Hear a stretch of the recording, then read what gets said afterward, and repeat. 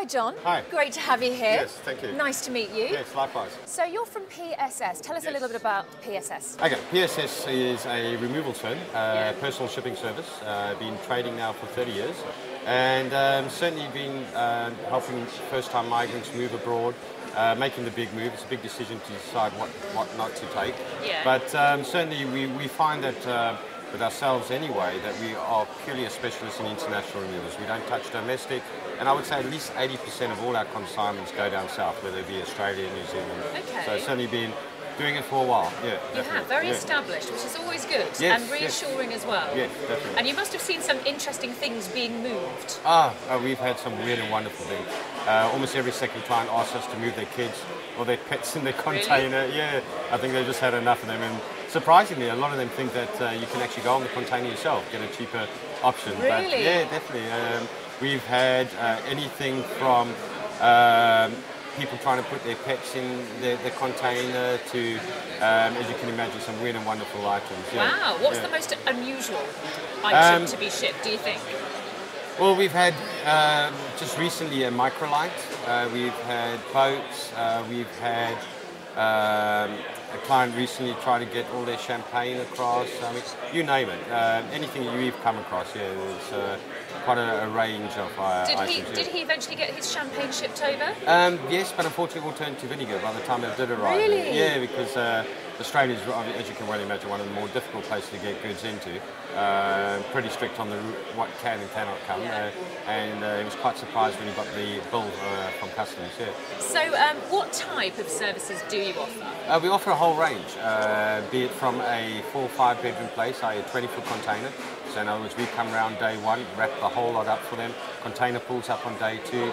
They watch it get loaded, right up to a 40-foot container. It may even just be right down to one box. We have a lot of backpackers going out. Unfortunately, due to the recession, a lot of migrants are now going out with smaller consignments, hoping that just get settled abroad and then at a later stage bring the rest of, and with the housing market being as stagnant as it is in the UK, a lot of people are struggling to sell their property, so they're leaving a lot of furniture behind. What we have seen a massive increase though in people sending their motor vehicles. Certainly a lot more, it's become more cost effective with the Australian dollar not as, should I say, as favourable as what it used to be. A lot more clients are now also considering looking at the electrical appliances. During the migrant nowadays is certainly a lot more clued up thanks to the internet and all these forums and different options.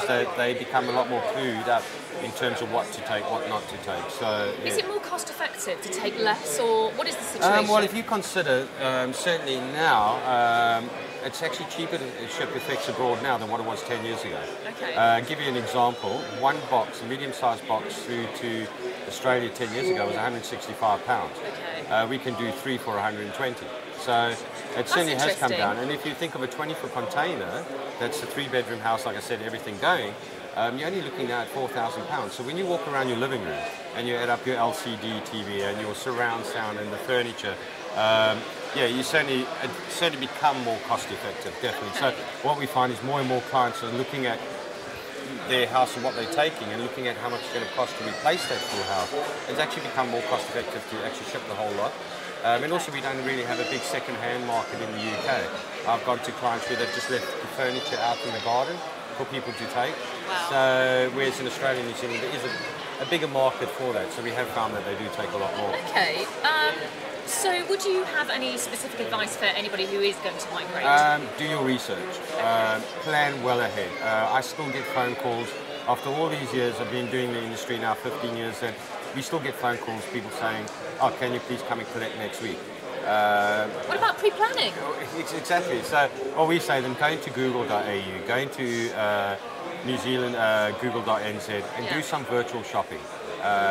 Plan well ahead. At least it gives you time to budget.